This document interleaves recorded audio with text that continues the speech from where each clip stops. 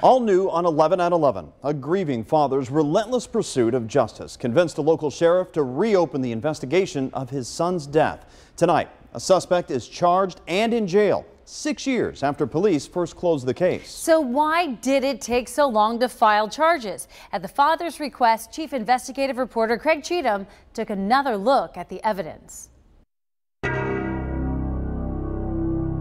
Even on the coldest day of spring in Aberdeen, Ohio. Is it hard making this walk? Yeah. Something I have to get past. Wind in his face, snow flurries in the air. The truth is gonna be told. Alan Brown will not stop until he reaches his final destination. How difficult is it today? Same as it was 6 years ago. On May 3rd, 2012, Brown arrived at this trailer owned by Ron Fizer. Brown's 22-year-old son, Justin Ramsey, was inside the bathroom. He wasn't moving. His face was blue. I don't remember much of that day. I wasn't worried about what happened, how it happened, or anything. I just wanted my son to be all right. Doctors pronounced Justin dead at a local hospital. His cause of death, a heroin overdose.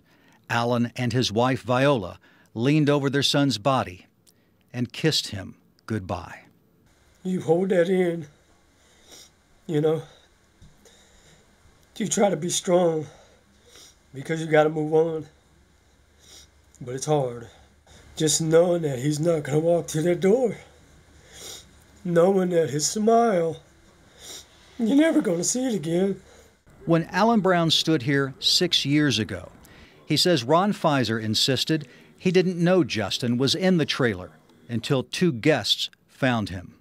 He said he loved my son. Said he didn't have nothing to do with my son's death. Said he was fishing. And that was his story from day one. But that's not the story. Brown questioned the integrity of the police investigation into his son's death from the beginning. At the time, Fizer was the brother-in-law of then Aberdeen Police Chief Clark Gast. You got a few minutes? Aberdeen police officers conducted the investigation. Do you believe that your police department investigated that case thoroughly at the time? Yes, sir.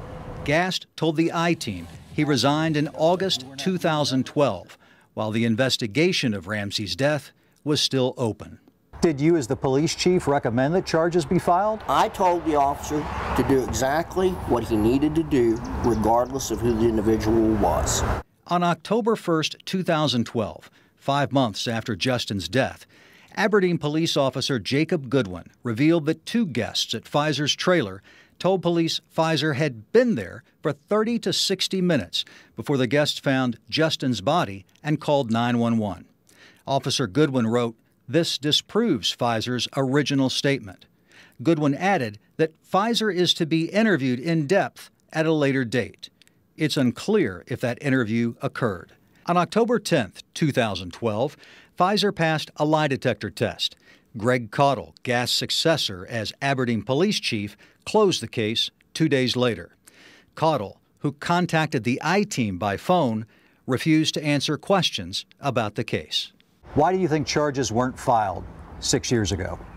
You would have to talk to the Brown County Prosecutor's Office about that. I'm not qualified to make that determination.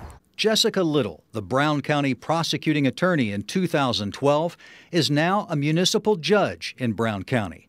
Judge Little declined to say why charges weren't filed against Fizer 6 years ago. She said judicial ethics rules do not allow her to comment on an active case. I would give my life if I could change. May the 3rd of 2012. Instead, Alan Brown has given much of the last 6 years of his life trying to convince law enforcement to reopen the investigation of Justin's death. He collected and examined police records and interviewed witnesses.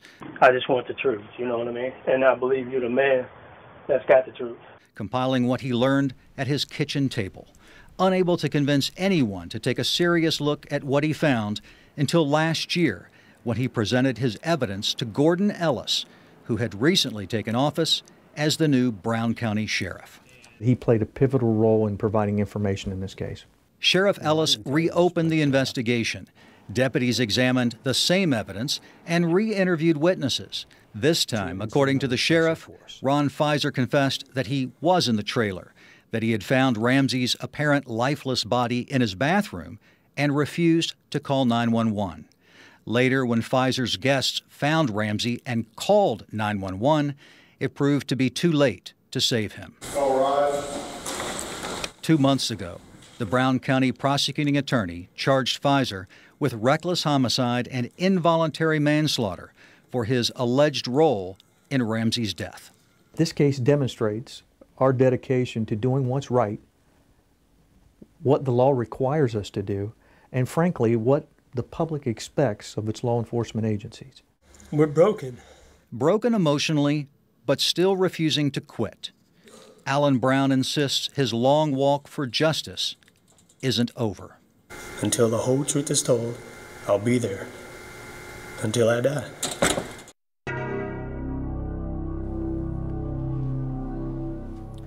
The I-Team left messages for Ron Fizer's defense attorney, but he did not respond. A month ago, Fizer entered a plea of not guilty by reason of insanity. A judge ordered him to get an evaluation to determine if Fizer is competent to stand trial. Tonight, Fizer is in the Brown County Jail, and he is being held without bond. You gotta appreciate and admire that father's tenacity in this. So much courage Yep. and determination. And he's not done. He's not.